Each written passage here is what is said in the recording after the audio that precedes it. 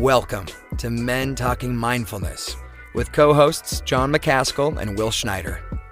Each week, we take an authentic dive into how mindfulness continually impacts our lives, deepens our relationships, and allows us to be emotionally alive.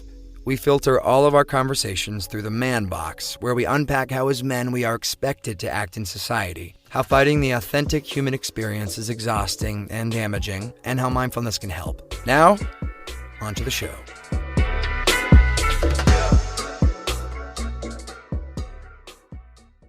Hey, welcome to the show, everyone. We are here, Men Talking Mindfulness. Jon McCaskill from Ruston, Louisiana this time, not from Colorado Springs, my hometown of Ruston, Louisiana, where I grew up.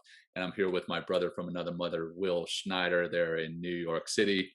Today, we're going to be talking about equanimity. And I know that's a word that a lot of us don't hear very often, but we're going to be talking about equanimity, what equanimity is, what it isn't, how to develop it, and why it's important. Similar to what we talked about last week with, what was our topic last week? Will, help me out. So now thanks, John. I put you on the spot, but basically, hey, we're opening up and unpacking parts of mindfulness and meditation and how the beginner's mindset, that's what it was last week. There you Beginner's go. mindset, what it is, what it was important and how to develop it. So today and this week, we're talking about equanimity, why it's important, how to develop it, and what it is. Before we get into the show, we do have our sponsor, Naked Warrior Supplements, Naked Warrior Recovery Supplements. Naked Warrior Recovery is a service-disabled, veteran-owned and operated supplement company owned by a fellow Navy SEAL. They offer a range of supplements from super greens for energy and recovery to broad spectrum CBD products to immune defense. And we'll be dropping the website in the link here shortly or in the comments. Check out that website and then use the code MTM2021. So MTM2021, and you can get 20% off there. Check that out. That all said, Will, brother, great to have you here. Great to see you. How you doing, man? Yeah, it's good to be back, John. Love the show. It just fills me. I mean, all week I'm looking forward to this, and I'm like, oh my God, I can't wait. And I feel great, John. Again, spring is happening here in New York.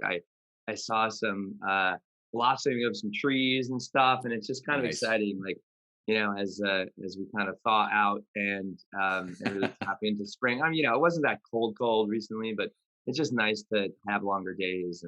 But I'm feeling great. I'm super stoked for this topic because it's just really, yeah. We'll dive into it when we get to it. But thanks you for being here, John. Thank you for always creating such a wonderful space that we get to come together and have some fun and share ideas with ourselves and other people.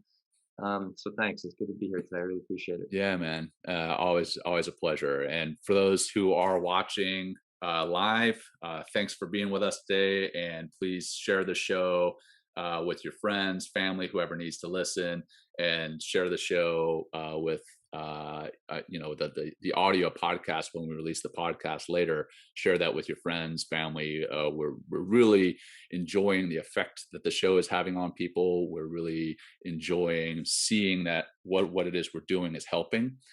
So please spread the word. And also, if you have any people that may be potential guests for the show, please let us know, because we'd love to bring them on and share their message. So that's where we're going from here. Let's go into our grounding practice, Will, brother. I'd love you to kick it off and ground myself, because I'm excited again to be home here in my hometown, actually in my parents' home. I'm actually looking at some old trophies that I have from my high school days. Those trophies are like 25 years old.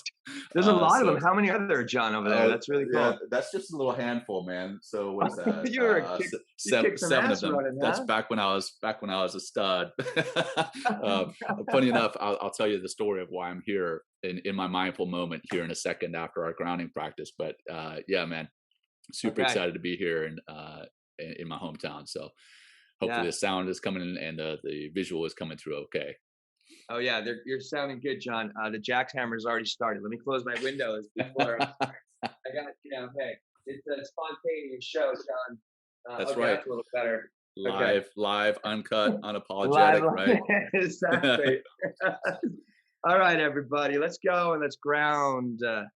So wherever you are, whatever you're doing, even if you're driving or walking or on the street somewhere, if you're sitting at your desk, take a moment. We're just going to take a simple pause. If you're driving, obviously be responsible. Say you're walking, you're in a grocery store, maybe just stand for a moment and just do nothing. I like to make some contact, feet on the floor.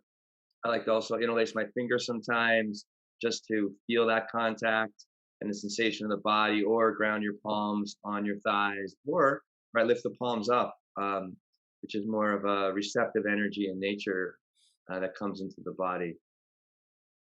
So eyes are closed or open, depending on however comfortable you are or feel. Let's just take a few breaths to begin. So let's start with an exhale. See if you can hit the bottom of the exhale. So breathe all the way out your air. Empty, empty, empty, just to get to that place where it's almost a little scary. And then take a big inhale. And exhale, bottom out again. Empty out. You can pull the navel in to extinguish the rest of that exhale out. And then take another big breath in. And exhale out.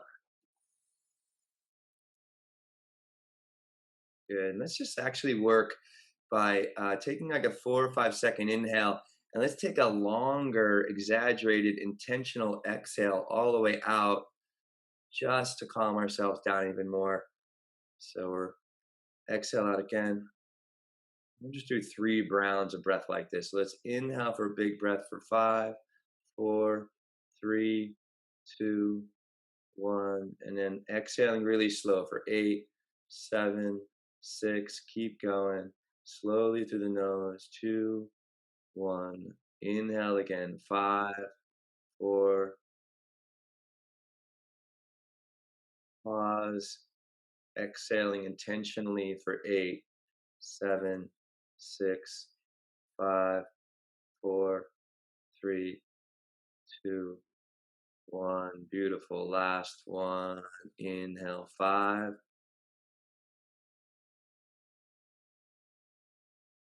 Exhaling slowly. 8, 7, 6.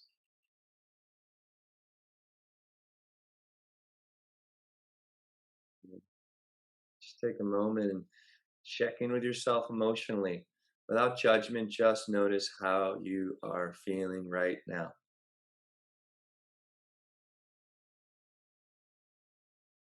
Use your breath to stay connected.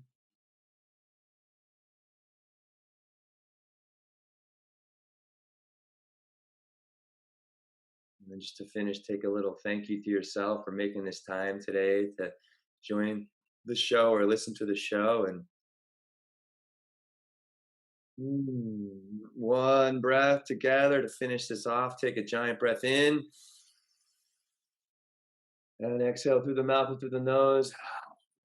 Whatever you do, make it feel good. And then open those eyes when you're ready. And here we are.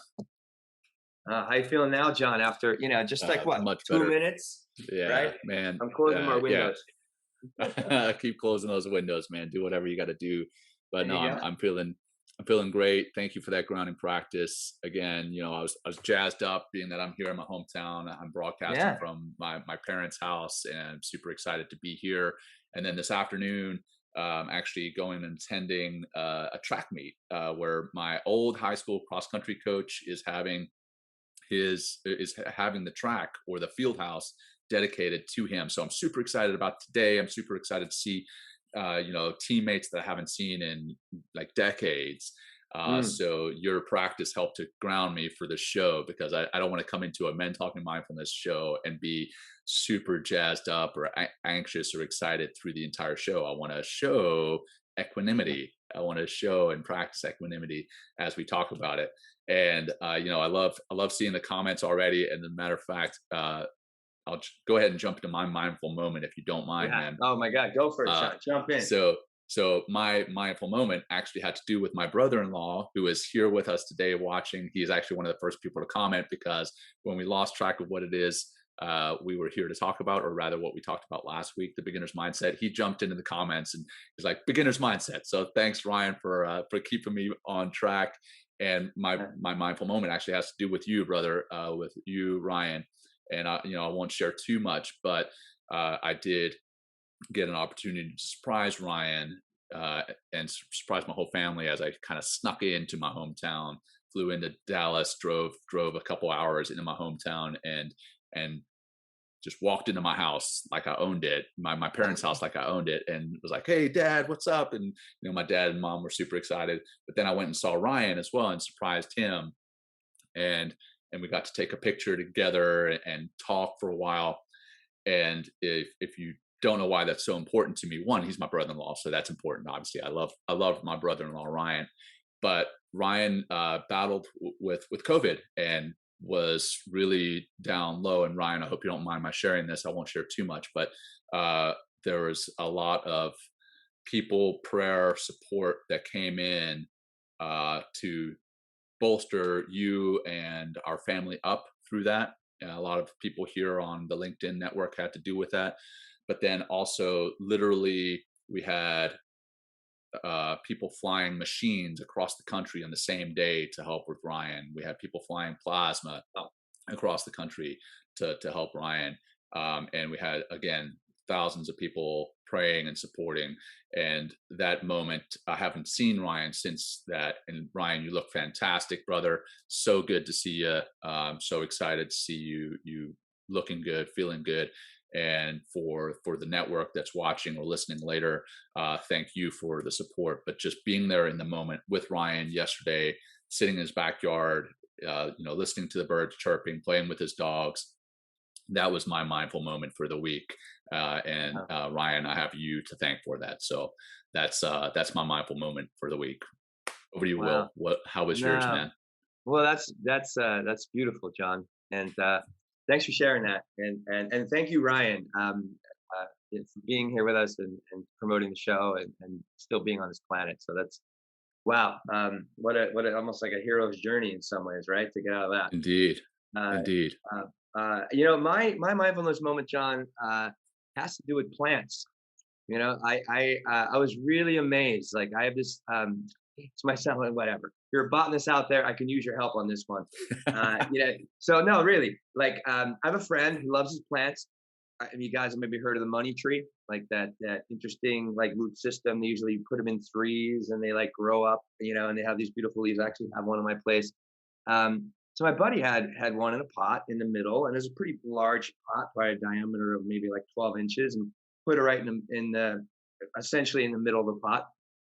It was growing and doing fine. And then and this is a pretty big one. I'd say it's probably like at that time was maybe, 3 or 4 feet big or something like that. He ended up putting another small money tree in the same pot, like a smaller one. I'm talking like maybe, 9 inches or something like that. And in the same pot, he just like let them be there. And over the last year, that these plants have been cohabitating this pot, the bigger plant literally moved its root system to the side of the pot and out of the way of the little plant so it can make way for the sun. I was Wow. like, I couldn't believe it. I was like, I went over the other day. I'm like, look at this tree. I mean, the whole root system like changed its pattern. And I was looking at it a little further yesterday because over there helping them do something. And I was like, oh my God, like I see what this plant did. It literally moved its like large frame. It was like, 5 or 6 times the size of the other one, of the smaller one. It moved itself out of the way to coexist and to be, with this other plant and help it to thrive and grow. And it also makes me think it's like, how can we coexist with each other, in some ways? Love And it. how is like either more amazing part is how are these plants communicating with one another, which is so bizarre.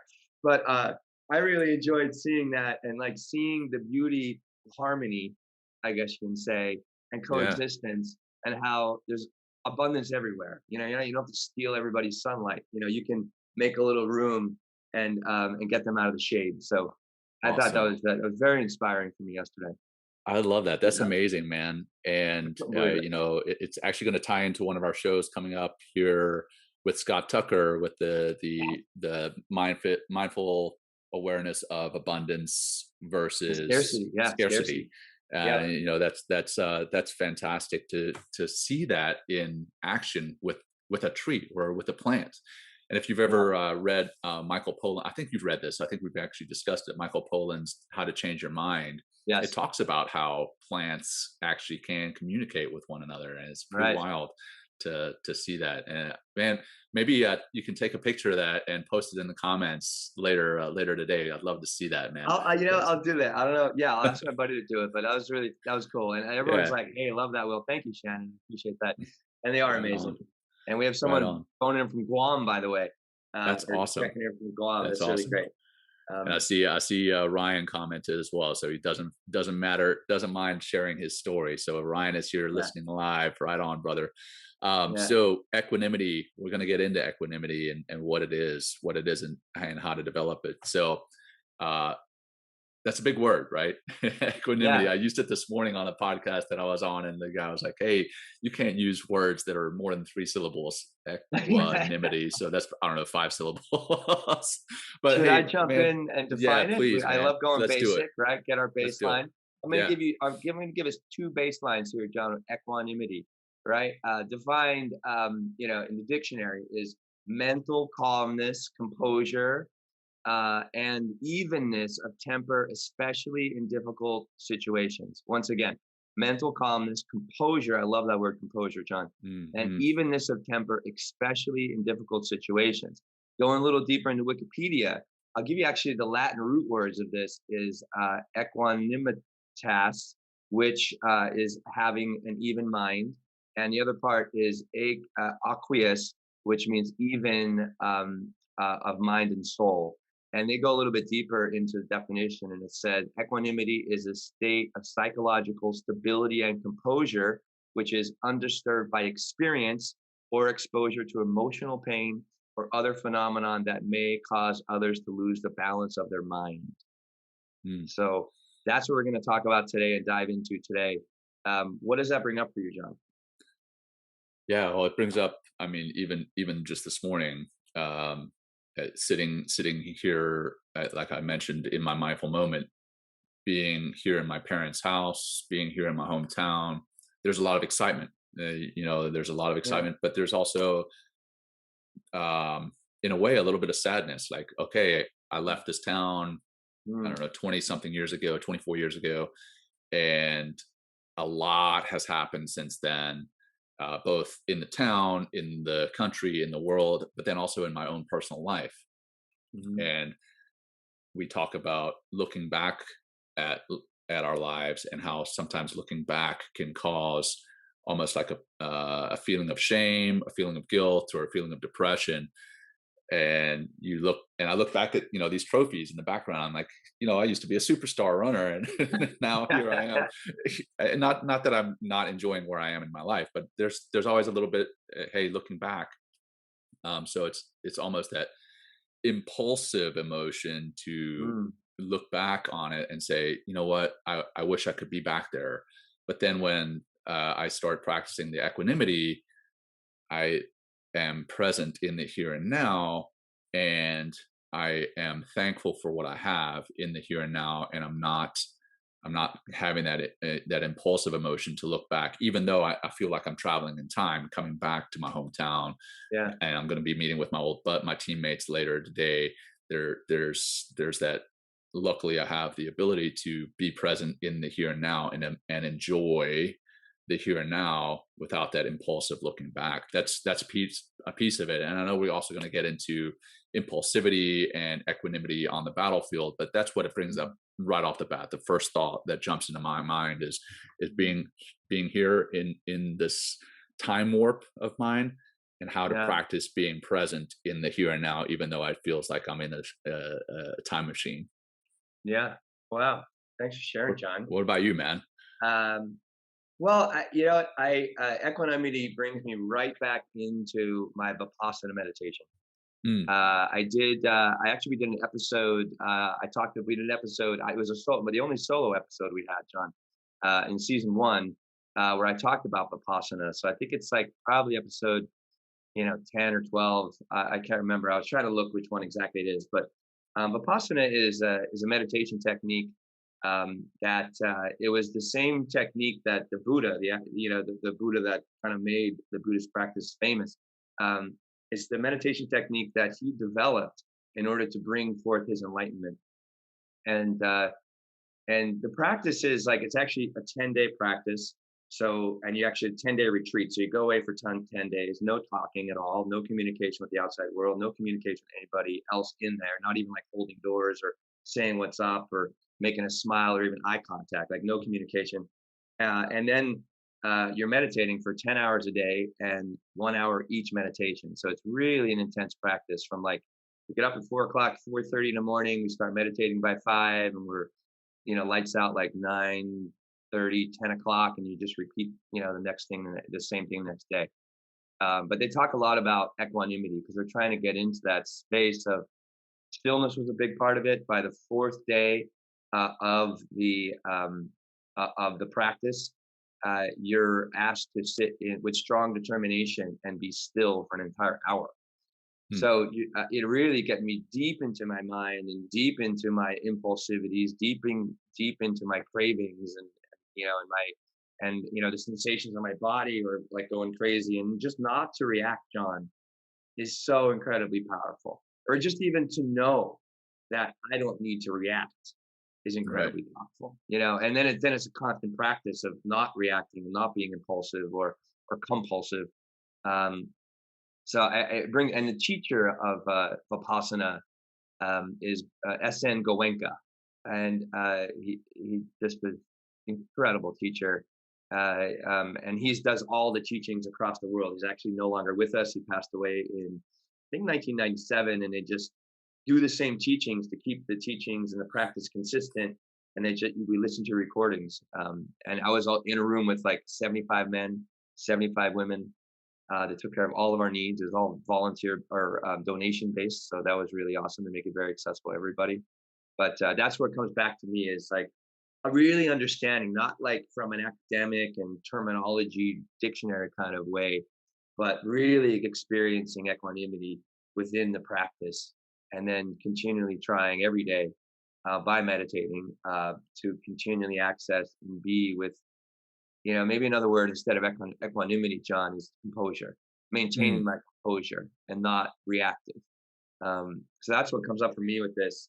And I like the distinction we're making, John, about that, impulsivity or that compulsion, right? Which is like, that's, I like,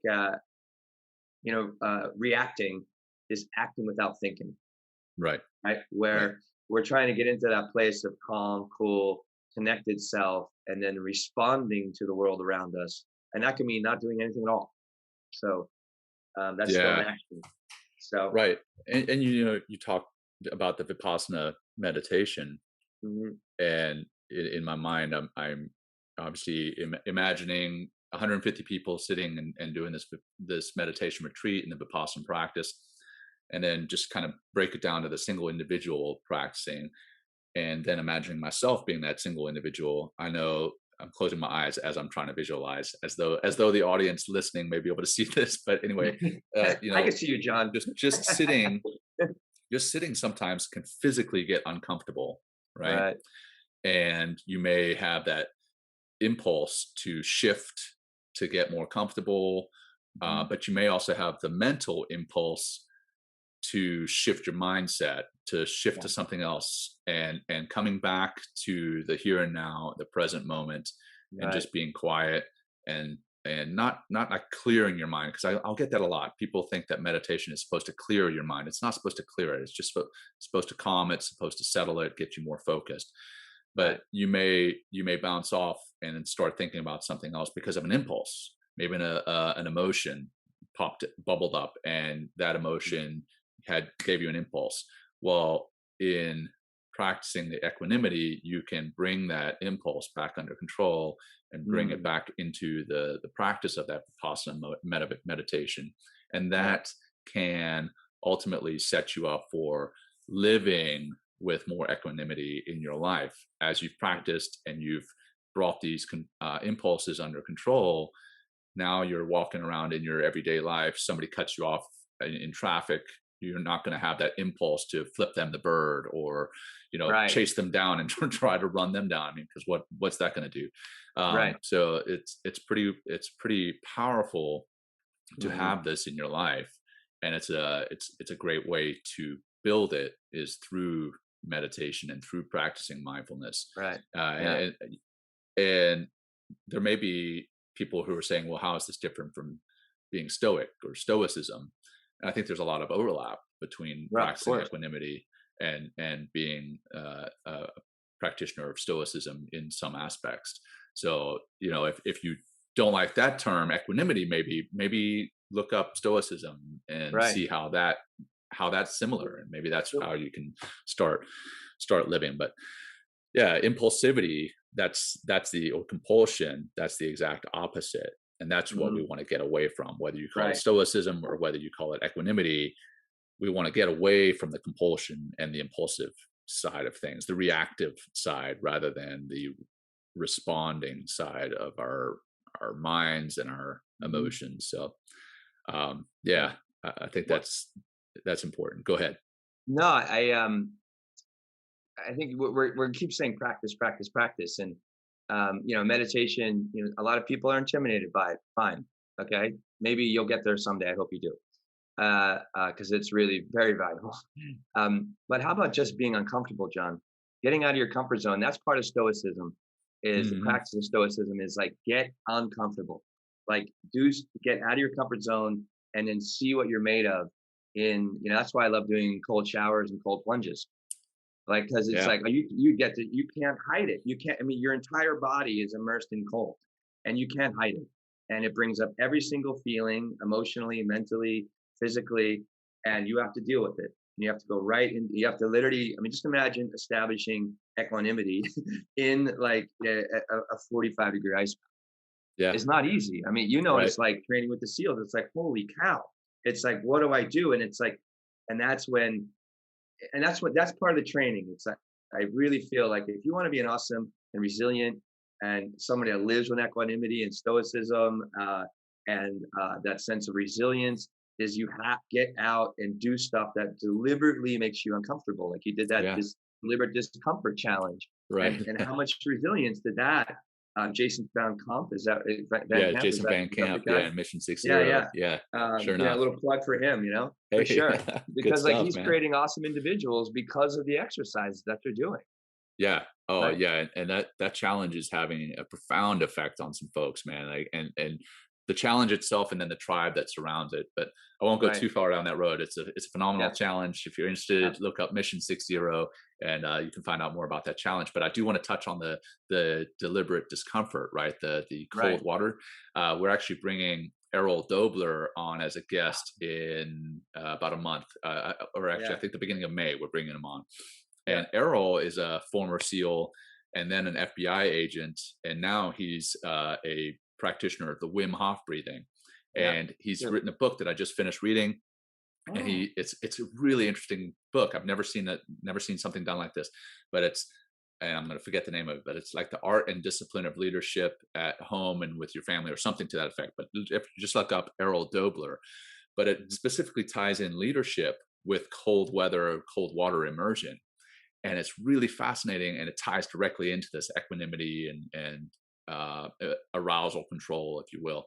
It talks Mm. about when you go and stand outside of a cold shower or outside of an ice bath, the emotions that you experience just prior to doing that. You're like, okay, I have fear, I don't want to do this, Mhm. I hate ice baths. There's a whole lot of negative emotions that kind of surround you. And then not only do you have those emotions, but then you have emotions about your emotions. So you start Right. thinking, you're like, oh man, I have this fear, I have this doubt about what's about to happen. And then you start thinking, oh, I'm weak, I'm a Mm. wuss, and you start kind of beating yourself up. And then you actually finally take the plunge into that ice bath or into that freezing cold shower, and then you're like, oh, this hurts, this sucks, and then you start having emotions about those emotions.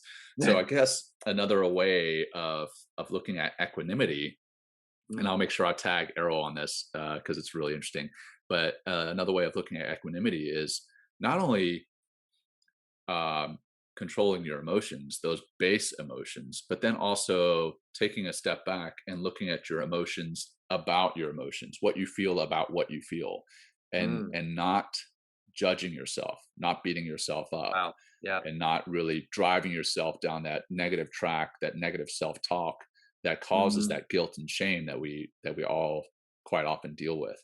And so it's really interesting that you brought up the ice baths, because I literally just read that book this week. So check Yeah. it out, and I'll put the book in the comments. Or actually, I see Lindsay and I see Zach Keller. Actually, Zach Keller Yeah, I know. You guys commented. are great Zach today. Thank you for all Zach your is help. yeah, Yeah, sorry. Zach is from Mission 60, and he did that Oh, challenge as sweet. well. Great. So man, we've got the whole crew chiming in. I It's know awesome. everyone's really It's helping today. awesome. Thank you, everybody out Yeah, there, for helping us. yeah, Uh, like John, we keep talking about,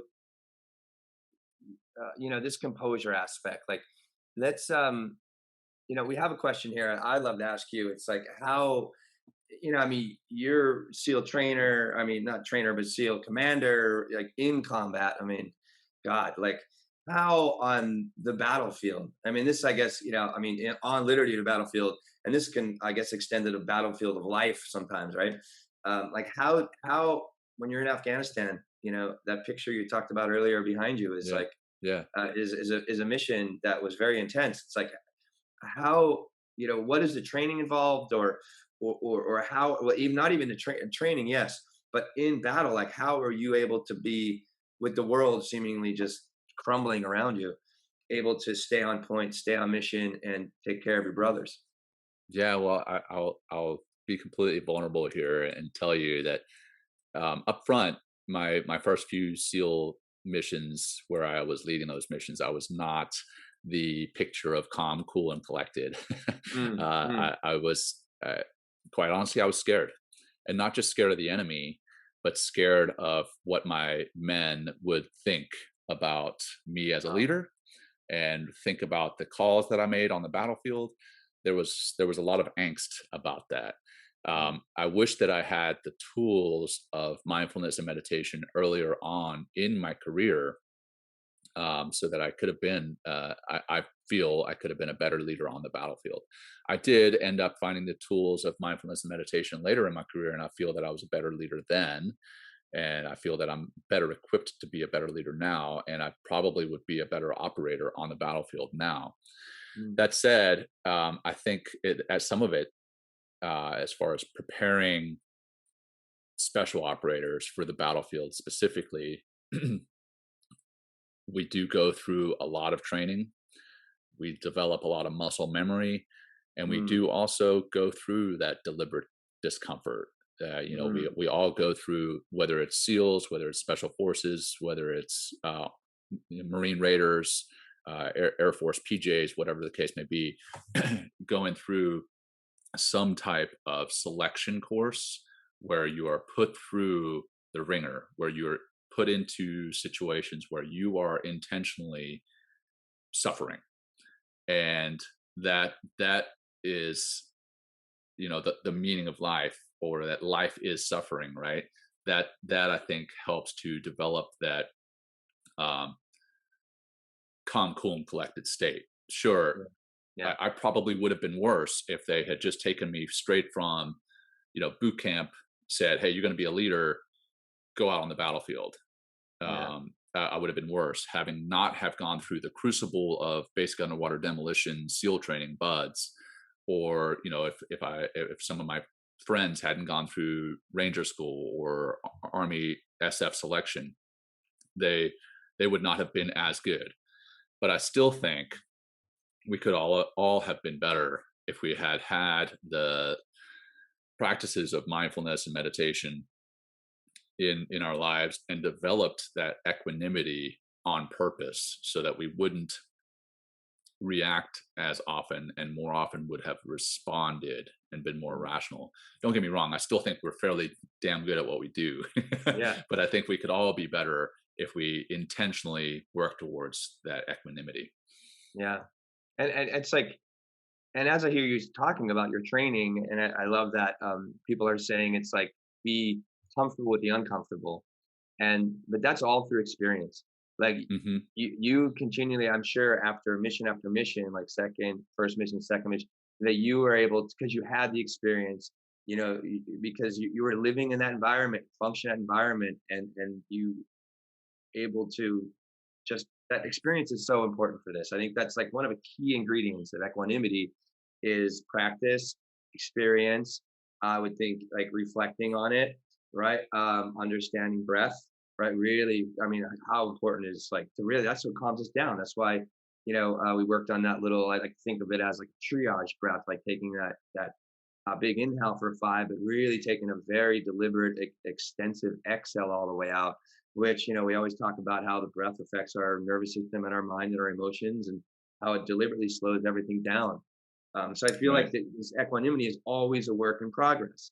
We can always be, in that more calm, cool, and connected state of being, which serves us and everyone else around us when we do that, because we're not only leading ourselves in those moments, John, but we're also leading everybody else. Even if we're not in a leading position, if you're in a group of 10 people and 9 people are freaking out, and there's one person that's still and calm, right? I think you'd be amazed that all those 9 people would slowly, I think, vibrate to that calm state of being. Oh yeah. So, Yeah. and that's just which is crazy to think about, but it's like, I love that we've used this analogy many times, that tuning fork.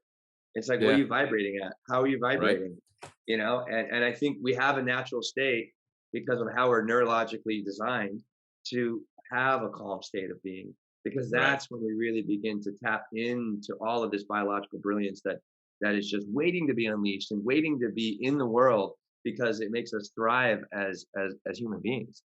So I like the fact that you brought up, the fact that one person and how they are being can really resonate, and that tuning fork and change how everybody else is feeling. And I'll give you an example. I wasn't on the battlefield for this, but it is a battlefield example. I was overseas in Iraq, 2007. I think it was 2007.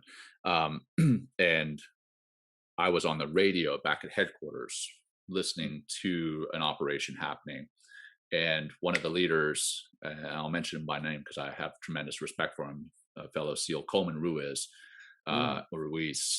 he's leading this operation, and we end up losing a guy. He ends up getting killed on the battlefield. And Coleman is also a big practitioner of meditation and mindfulness. And he gets on the radio, and when we have an enemy killed in action, we have an enemy KIA, EKIA. That's what we say. But if we have a friendly killed in action, we can say eagle down, or friendly killed in action, FKIA. And when Coleman came across the radio, and he comes across the radio, he's like, "Hey, this is," and I forget what Coleman's call sign was, but he comes across, and he says, "Hey, we have one friendly killed in action," and he just said it like deadpan, like no emotion, completely calm, cool, and collected. But he needed to be that way.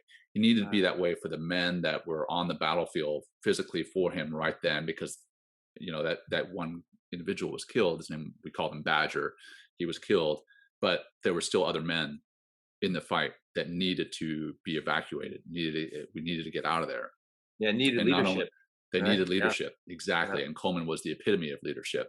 And then not only were the men on the battlefield, they needed to see a leader that was in control of his emotions, but we back at headquarters needed to hear a leader who was in control, so that we could communicate with him about what needed to happen.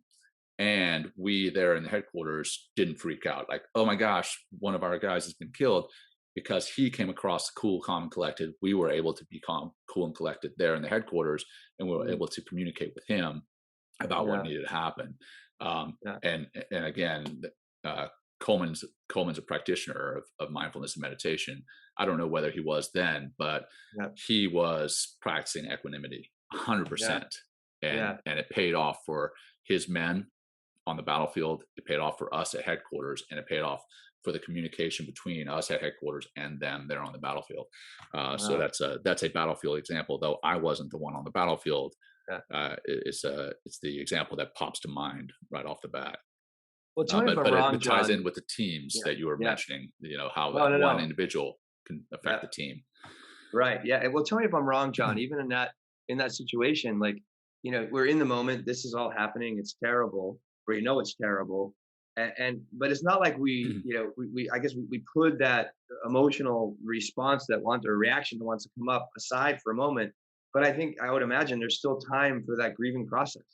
There's Yeah. still time to be like, God, you know what I mean? Like we lost somebody. But in that moment, right, when it's a very, very dynamic and potentially deadly situation, you have to be on point, Right. and Right. that comes through that training and that practice what's the SEALs, what do they say? It's like you don't rise to the occasion, you sink to the level of your training, Right.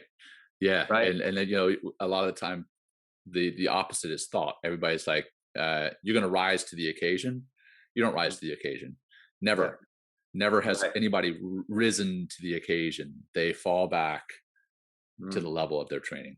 So the Yeah, more and you if you don't train, have any training, like, what are you exactly, falling back on, exactly, right, right? right. Yeah, how So about, John, I want to this is something brand new for us. Let's do an exercise right now. Is that all cool? Can right, we just do a yeah, little man, exercise? let's So do it. straight up. This is Vipassana meditation. All we're gonna do, and I would love everyone to participate, whether you're on the live feed. Thank you for being here, and I want your feedback when we get done. All we're gonna do, and I'm gonna set a timer.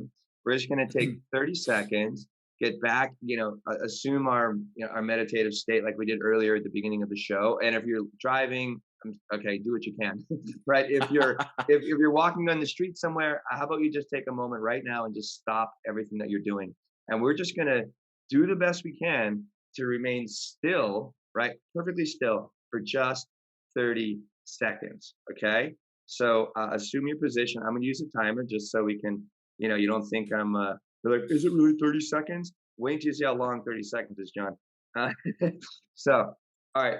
So find your position, get really comfortable. We'll do after our one breath collectively together, then we're going to drop in and do 30 seconds and we'll see how we end up. And then we'll talk about it afterwards. Great. So let's exhale the breath all the way out. Make those last little wiggles if you need to. Take a big, big breath in. And here we go, around the clock, exhale.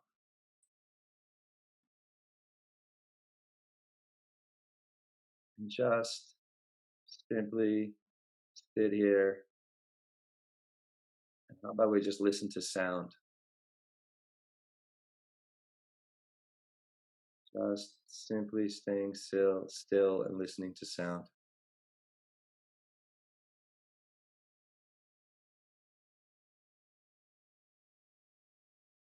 Boom. All right. Let's check in. How was that, John? Well, luckily, I'm a practitioner, so it was easier than it would have been 5 or 6 years ago. If you had told me to Yeah. sit quietly and do nothing for 30 seconds, I would have been like, "No, dude, I'm a busy guy. I've Yeah. got things to do. I can't stop for 30 seconds. Not Right. only can I not stop physically moving, but I can't stop mentally thinking." Right. But just taking that pause there, I could see, and I noticed a few times, hey, my mind is starting to wander off, and Yeah. Yeah. I started to beat myself up. I'm like, John, you're a practitioner. This is 30 seconds. Come on, get it under control. And I Right. started to beat myself up. So I Right. can see where the longer Vipassana meditations, especially for somebody who's never meditated before, Yeah. can really be difficult. But it's also great to get those mental and physical impulses under control, and Yeah. that's where the equanimity comes in. Yeah, Right. how was it for you, Right. And man? that's where it comes from practice. Cindy says here, she goes, that was really tough to do. Now, how to still the mind. And yes, it is mental, but also that stillness is that those physical impulses, that it's almost like that, the mind's way of expressing itself, by like, oh, I'm going to fix my shirt, or I'm going to scratch an itch, or, I'm just going to, make a face or move my jaw or something like that, or smile. Um, um, uh, so like, let me, John, I want to read, just from that experience. A great, great, great master still with us today, Eckhart Tolle. I'm sure you've heard of Mhm. Power of Yeah. Now, A New Earth, great book. And this is his small book called Stillness Speaks. And which so here's like, this is on page 63, the opening of the chapter of acceptance and surrender, John, chapter number 6. And he says, whenever you're able to have a look inside yourself to see whether you are unconsciously creating conflict between the inner and the outer, between your external circumstances at that moment, where you are, who you are with, or what you are doing, and your thoughts and feelings, can you feel how painful it is to internally stand in opposition to what is? When you recognize this, you also realize that you are now free to give up this futile conflict, this inner state of war. So that's Eckhart Tolle, Stillness Speaks. And what does that bring up for you, John? The inner state of war, that last little part, is something that I think is important, both on the grand scale of things, like specifically with someone with post-traumatic stress or traumatic brain injury or something to that effect, that we've got this inner state of war quite often, quite literally. Even sometimes we think back to the battlefield, and I think that practicing equanimity can get us under control, because sometimes there's a feeling of guilt or shame, not only from that traumatic event, but from reliving it. There's like, hey, I shouldn't be reliving that. That's kind of a state of war, even an internal war with yourself. Hey, I shouldn't be having that. And then you beat yourself up for that. The other side of things, and it come into play just as we were preparing for this show, looked up equanimity again, just to make sure I had the definition right in my mind, and knew exactly what it was we were going to be talking about. But this week, like excuse me, 2 weeks ago, just about, we were snowed in at my house, so I went out and shoveled some snow. And I'm not in the shape that I used to be, and shoveling the snow, I ended up like straining my back, and it's been painful at night specifically, and I haven't been able to sleep well. But in prepping for this show, equanimity, I realized, you know what? Not only am I feeling that physically, but I'm beating myself up at night, saying, "Oh, I'm so weak. I should be able to overcome this pain." And then I beat myself up for that, and it's just kind of like this circle. Well, what I did was I did some equanimity meditations, just in my mind, not even a formal meditation, just equanimity thoughts, I guess, was, you know what? This is how it is right now. This is just how it is. Just acceptance, right? Accepting that pain. Right. Accepting being with that pain, and not giving into it. And then I was able to go to sleep. And that was that inner war. So I was able to quiet that inner war in my mind, just over a physical pain. And the impulse of mine was, ow, that hurts. Ow, ow, ow. Whereas if I was practicing the equanimity and this is how it is right now, then I was able to get that under control and then fall back to sleep, and obviously feel a lot better, because now not only am I not paying as much attention to the pain, but now I'm feeling more rested. So that was the part that jumped out at me when you read that most, was that inner war. And it's funny, he talks about war in the chapter that's entitled Acceptance and Surrender. So it's not like, we're not like, and that's what I think when I work with my meditation students and yoga and the mindfulness stuff work that I do, I really continually remind my students, it's like, accept, embrace. It's like the more you, and our ego is so incredibly powerful, that thinking mind that never seemed like that inner roommate, as Michael Singer in the Untethered Soul calls it. It's never going to be satisfied. It's incredibly genius in some ways, because it's always just trying to F with you. It's like, what about this? What about that? How about this? How about over here? Remember this? Remember that? It's like, oh my God.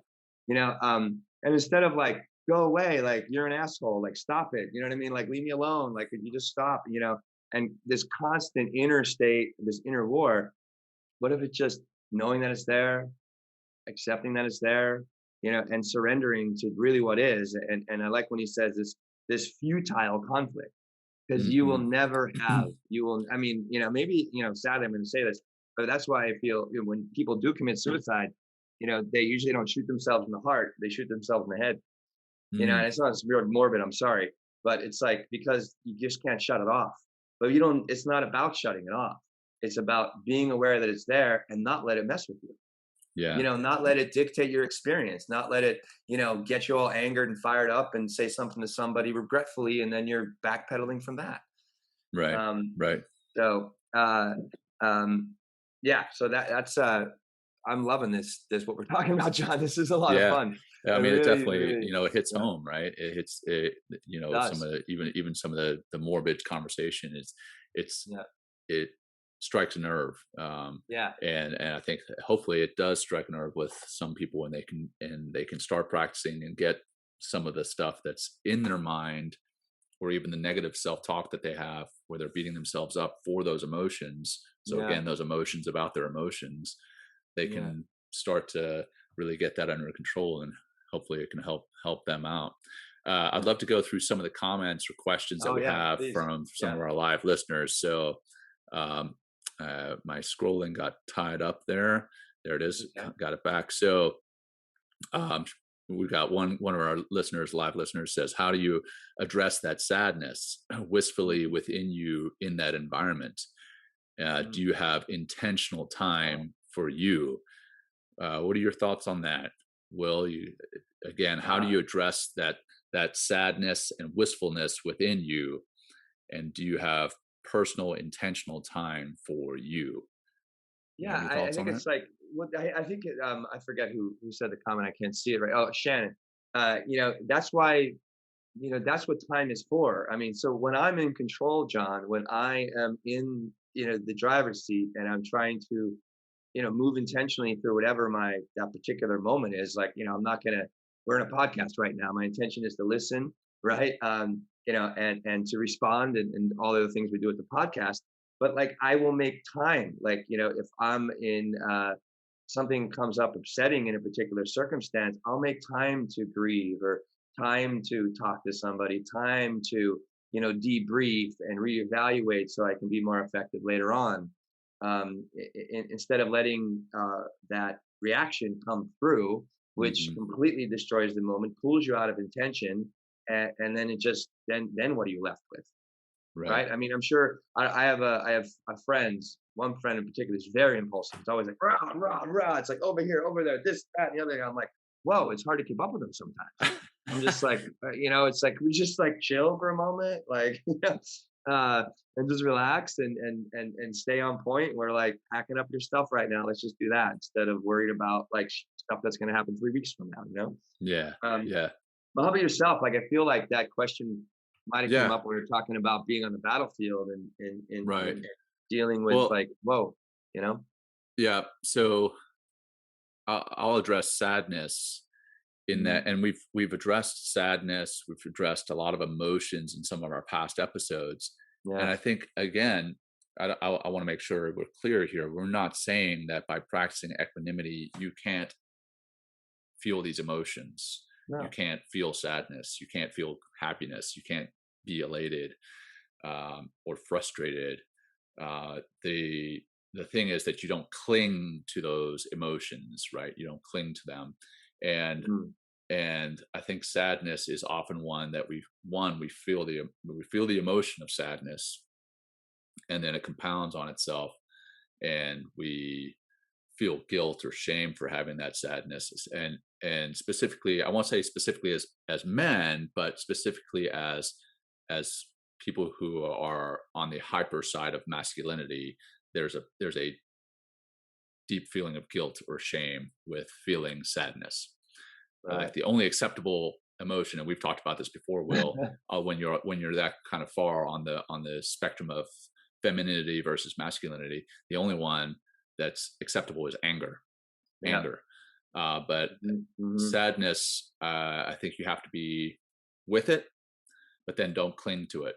And Right. you can be sad and happy at the same time, which sounds crazy, but you can be experiencing something that causes sadness, like let's say a funeral, for example, right? You go to a funeral, You're obviously sad for the loss of your loved one, but that funeral may bring you together with loved ones that you haven't seen for years. Yeah. And in that, you can experience happiness at the same time as sadness. So, how do you address sadness and wistfulness in that environment? So, I think you have to be with it, but then don't cling to it. Allow yourself to experience the other Yeah.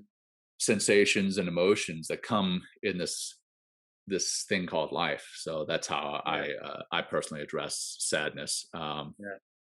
Yeah. Let's see what And else. also letting like sadness, John, like, take your moment for sadness. Like, I talked about my dear aunt that passed away, and that, the Hmm. grieving process is real. Sadness is real. And if Right, you don't grieve, it is going to mess with you some other time later in beats you life, up. probably throughout your life, if you don't let it pass through. Like, I love that idea of emotions. Emotion is energy in motion. If it's not Mm, moving through you in some ways, it is moving in you some ways, and it's creating more thought. Feelings connect to thoughts, thoughts connect to feelings, and you're just rolling through and in creating patterns of being and doing and thinking that are not going to bring you into this equanimity and into your, really your brilliant leadership, powerful self. right, So right. it's important to grieve. It's absolutely important to grieve and Yeah, have those moments of, even frustration, or, it's okay to lash out when, not in a meeting, you're not on a podcast, but, to talk to a friend and be like, yo, oh my God, I'm so angry about that. That's okay. That's what friends are right, for. That's what good right. friends are going to hold that space for you. Yep. So, yeah. And then we got one comment here that I just want to make sure we address, and then we'll get into our closing Yeah. Yeah. grounding practice and then wrap it up. So it says important to distinguish femininity and masculinity versus feminine and masculine energy. Absolutely, and fully agree on that. You can be a man and have feminine energy, and you can be a woman and have masculine energy. If you've Yeah. listened to some of our shows on toxic masculinity or confined masculinity in the past, yeah, absolutely. Thank you for highlighting that. Important to Yeah. distinguish the femininity and masculinity versus feminine and masculine energy. That Mm. all said, Yeah. I'll wrap it up with a quick Please, John. equanimity practice, and then we'll close the show. Thank you so much for watching, listening with us today. We really appreciate it. And if you're going to shut down before the practice, we'd love for you to join us every week here live on LinkedIn or on Facebook Live, or if you can't join us live, join us for the podcast, and share the podcast with anyone and everyone who needs to hear what it is Will and I and our guests are discussing. And please give us a rating, review, any feedback. We would love that feedback too. So I switched up there a little, Will. I said that before the grounding practice because I don't want to lose those who are with us live right now. So that Awesome. said, we'll get into the closing practice. Go ahead and get into a comfortable position and just bring your awareness and your attention intentionally to your emotions. What are you feeling right now? Your emotions and your physical sensations. Are you feeling any pain? Let's just do one deep breath, letting your breath out to begin. Then breathe into that emotion and breathe into that physical pain or stress, anxiety. Breathe into that, hold it, and relax, letting that breath go nice and slowly. One more, just focusing on that physical sensation, the pain, or that emotion that you're focusing on. Breathing deep down into your belly and relaxing. And now, again, just hyper focus on either that physical discomfort, physical pain, emotional discomfort, emotional pain. Just say to yourself, ah, this is how it is right now.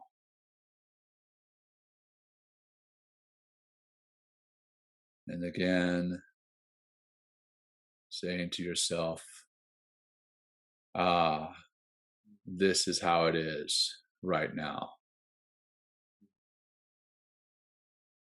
Don't judge yourself for any of the physical or emotional experiences you're feeling right now. Just be with it, acknowledge it, and then let it go.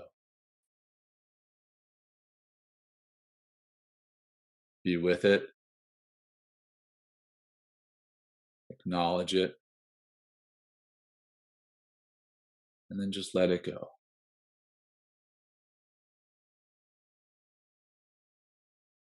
And then let's finish with one last deep cleansing breath. Begin by breathing out all your air, bringing your navel to your spine.